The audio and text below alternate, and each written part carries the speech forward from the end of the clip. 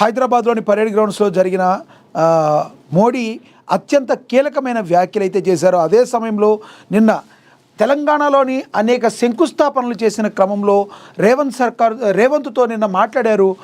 Stage పంచుకున్న సమయంలో రేవంత్ కానీ మోడీ కానీ ఒకే స్టేజ్ మీద మాట్లాడుతూ కొన్ని పంచులు కూడా ఆసక్తికరంగా అందరికీ మారాయి. వాళ్ళిద్దరూ మాట్లాడుకున్న మాటలు ఆరోగ్యకరమైన వాతావరణంలోనే సాగాయి. ప్రధానంగా నిన్న మాట్లాడుతూ మరి తెలంగాణ రాష్ట్ర అభివృద్ధికి మోడీ కట్టుబడి ఉన్నామని చెప్పి మోడీ చెప్తే, అదేవిధంగా మరి యూపీఐ గవర్నమెంట్లో ఉండగా మీరు సీఎంగా ఉన్నప్పుడు గుజరాత్లో ఎంత అభివృద్ధి జరిగిందో, రాష్ట్రానికి ఎలా నిధులు వచ్చాయో, మన్మోహన్ సింగ్ గారి నాయకత్వంలో ఎలా నిధులు వచ్చాయో, మీరు కూడా మా రాష్ట్రానికి అలా నిధులు ఇవ్వాలి అని చెప్పి రేవంత్ మాట్లాడటంతో ఇక మోడీ కూడా అంతే ఘాటుగా స్పందించారు.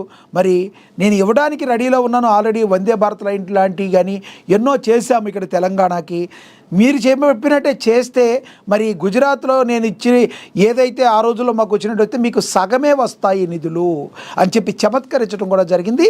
కొంచెం నవ్వులు కూడా పూయించాయి సభలో ఇది అని చెప్పి నిన్న మనం జరిగిందని గమనించవచ్చు.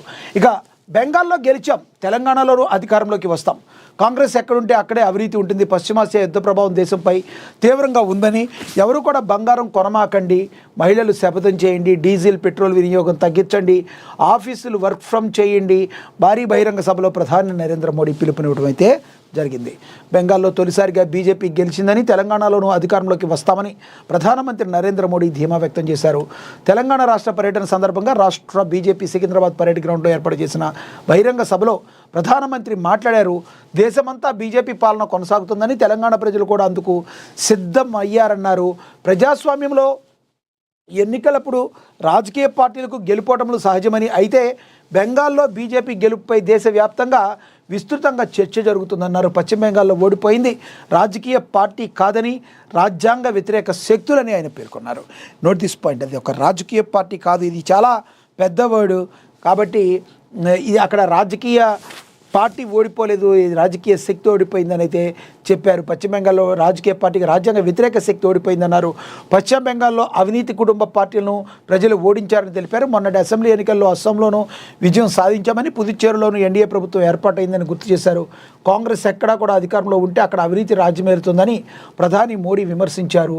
మరి బెంగాల్ ప్రజలు టీఎంసీ లెఫ్ట్ పార్టీలను పక్కన పెట్టారని, మమతా బెనర్జీ నేతృత్వానికి చరమగీతం పాడారని కూడా ఆయన గుర్తు చేయటం అయితే జరిగింది. ఇక తెలంగాణలోనూ తెలంగాణలో అందరి నోట ఒకటే మాట వినిపిస్తుంది, తెలంగాణలో కూడా బీజేపీ సర్కార్ ఏర్పడాలని ప్రజలు కోరుకుంటున్నారు. ప్రతి ఏటా దేశంలో ఏదో రాష్ట్రంలో ఎన్నికలు జరుగుతాయి, ఎన్నికల్లో కొందరు గెలుస్తారు, కొందరు ఓడుతారు, కానీ ఈసారి జరుగుతున్న చర్చ ఎప్పుడూ జరగలేదు. బెంగాల్ ప్రజలు ఇప్పుడు స్వేచ్ఛావాయులు పీల్చుకుంటున్నారు. 10 ఏళ్ల క్రితం బెంగాల్లో 3 బీజేపీ ఎమ్మెల్యేలు ఉండేవారు, ఇప్పుడు 200 మందికి పైగా బీజేపీ ఎమ్మెల్యేలు గెలిచారు. మొదట్లో బీజేపీకి 2 ఎంపీలు మాత్రమే ఉండేవారు, అందులో ఒకరు తెలంగాణ వ్యక్తి. వచ్చే ఎన్నికల్లో తెలంగాణలో కూడా భారీ మెజారిటీతో గెలుస్తామని ప్రధాని మోడీ వ్యాఖ్యానించారు. బీఆర్ఎస్ అదేవిధంగా కాంగ్రెస్ 2 కుటుంబ పార్టీలేనని ప్రధాని మోడీ దుయ్యబట్టడం అయితే జరిగింది. ఇక్కడ చూడొచ్చు, రేవంత్ మరి మాతో కలవండి, కలిసి పనిచేద్దాం, ఇది చాలా పెద్ద పిలుపు. రేవంత్ యొక్క సక్సెస్కి ఇది ఒక నిదర్శనంగా మనం చెప్పుకోవచ్చు. ఎందుకంటే సాక్షాత్ ప్రధానమంత్రి నరేంద్ర మోడీ ఎంత వాల్యూ ఉంటే రేవంత్ కలిసి పనిచేద్దామని ఆ స్టేజ్ మీద మాట్లాడి ఉంటారు చెప్పండి. ఎస్, నిజంగా ఇది ఒక ఆహ్వానించదగ్గ విషయం, కలిసి పనిచేద్దామని కూడా మాట్లాడారు. తెలంగాణ పెద్ద మనసు చూపాలని సీఎం రేవంత్ రెడ్డి తెలిపారు. 9377 కోట్ల ప్రాజెక్టులకు శ్రీకారం అయితే చుట్టారు. వర్చువల్గా ప్రారంభించిన ప్రధానమంత్రి నరేంద్ర మోడీ సైబరాబాద్ అభివృద్ధిపై ప్రధాన ప్రశంసలు కురిపించారు. అతిపెద్ద ఉపాధి క్రమంగా మారుతుందని నరేంద్ర మోడీ తెలపడం అయితే జరిగింది.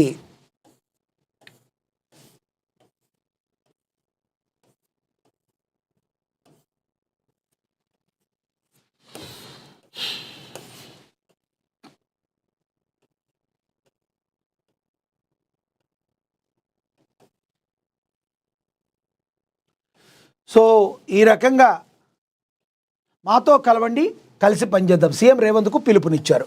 దేశాభివృద్ధిలో సైబరాబాద్ అత్యంత కీలక పాత్ర పోషిస్తుందని ప్రధాని నరేంద్ర మోడీ కొనియాడారు. సైబరాబాద్ ప్రస్తుతం ఒక అతిపెద్ద ఉపాధి కేంద్రంగా ఎదిగిందని, ముఖ్యంగా సైబర్ టెక్నాలజీ, విద్యుత్, ఈవీ రంగాల్లో ఈ ప్రాంతం విశేషమైన సేవలు అందిస్తుందని పేర్కొన్నారు.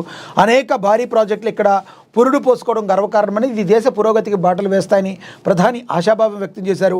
మూడోసారి ప్రధానమంత్రి అయ్యాక తొలిసారి తెలంగాణ పర్యటనకు వచ్చిన మోడీ హెచ్ఐసిసిలో జరిగిన కార్యక్రమంలో సుమారుగా 9,377 కోట్ల విలువైన వివిధ ప్రాజెక్టులకు వర్చువల్గా శంకుస్థాపన పనులు ప్రారంభోత్సవాలు చేశారు.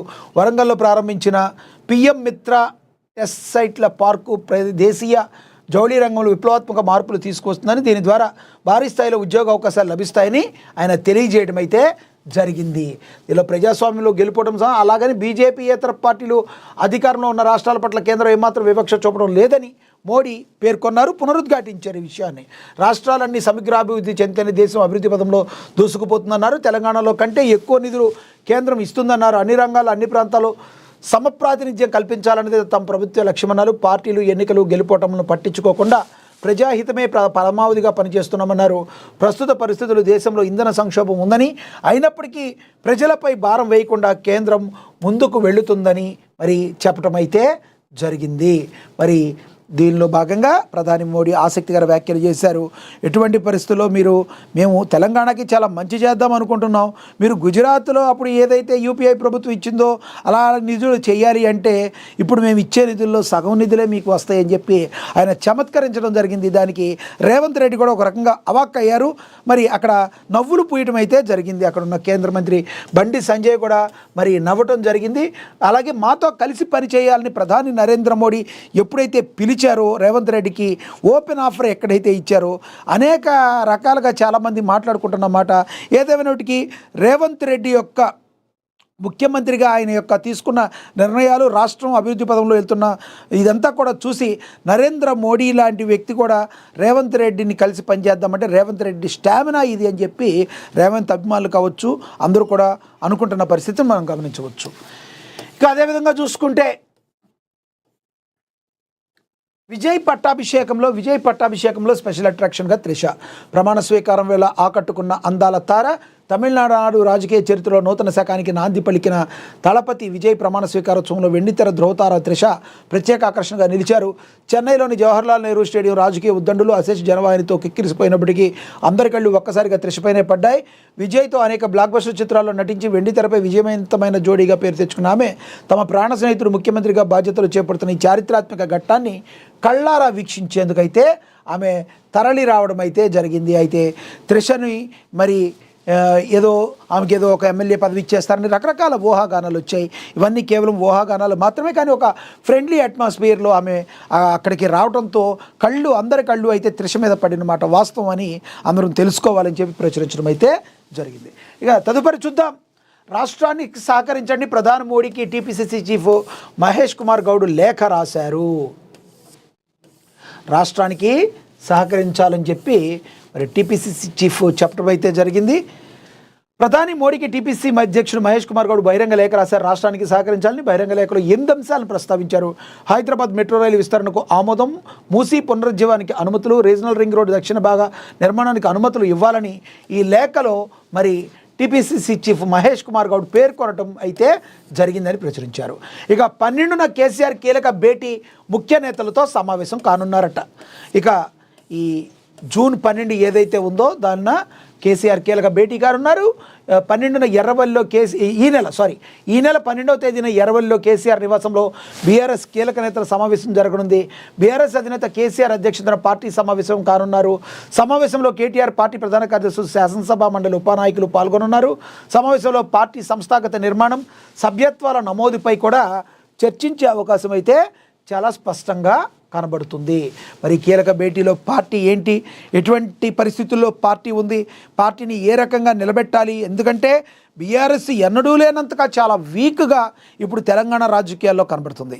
3వ స్థానానికి పడిపోయిందా 4వ స్థానానికి పడిపోయిందా అన్నంత దారుణమైన సిచ్యువేషన్లో బీఆర్ఎస్ ఉన్నది అన్నమాట వాస్తవం. ఎందుకంటే కాంగ్రెస్ సర్కార్ యొక్క అద్భుతమైన పనితీరుతో కాంగ్రెస్ ఒకవైపు ఉంటే బీజేపీ కూడా తను నెమ్మదిగా తెలంగాణలో బలంగా చేకూర్చి ప్రభుత్వాన్ని స్థాపించడానికి తాను ఒక రకంగా ట్రై చేస్తుంటే, మరోవైపు బీఆర్ఎస్ నుంచి బయటకు వచ్చి టీఆర్ఎస్ పార్టీ పెట్టిన కవిత తాను కూడా ముందు రేసులో ఉండడంతో బీఆర్ఎస్ పార్టీకి ఎటువంటి పరిస్థితి ఎలా ఉండాలి, ఎటువంటి స్టెప్స్ తీసుకోవాలన్న దాని మీద తర్జనా భర్జన పడతాన్ని మనం గమనించవచ్చు. కాబట్టి ఈ కీలక భేటీలో ఇవన్నీ కూడా చర్చించే అవకాశం చాలా చాలా స్పష్టంగా కనబడుతుంది. రానున్న రోజుల్లో బీఆర్ఎస్ పార్టీ కేసీఆర్ ఆధ్వర్యంలో మరింత వర్క్ చేయాల్సిన సమయం అయితే ఆసనమైంది. మరోవైపు పార్టీని పునర్నిర్మించుకుంటాకి పార్టీలో ఎక్కడ లోపాలు జరిగినాయి, ప్రజల వ్యతిరేకత మనం ఎక్కడ కూడగట్టుకున్నాం, ఎక్కడ మూటగట్టుకున్నాం, మరి వీటన్నిటిని పాజిటివ్గా ఎలా మార్చుకోవాలన్న దానిపై మంతనాలు జరిపే అవకాశాలు కూడా చాలా చాలా స్పష్టంగా ఉన్నాయని కూడా మనందరం కూడా తెలుసుకోవచ్చు అని కూడా ప్రచురించడం అయితే జరిగింది. ఇక తమిళనాట సరికొత్త చరిత్ర, సీఎంగా విజయ్ ప్రమాణ స్వీకారం. అదిగో ప్రమాణ స్వీకారం చేయడానికి ఎన్నో ఇబ్బందులు పడ్డారు విజయ్. కానీ ఒక రకంగా చెప్పాలంటే తాను రాజకీయాల్లోకి వచ్చిన తర్వాత విజయం సాధించే వరకు చాలా సులువుగా విజయ్ సాధించినా కూడా ఆ 4 రోజులు రాజకీయాలంటే ఇలా ఉంటాయా, రాజకీయం అంటే ఈ రకంగా ఉంటుందని ఆ 4 రోజులు నేర్చుకున్నాడేమో అనుకుంటే అతిశయోక్తి కాదేమో. తను ప్రభుత్వం స్థాపించడానికి ఏకంగా 5 పార్టీలతో తాను మరి పొత్తు పెట్టుకోవాల్సిన పరిస్థితి.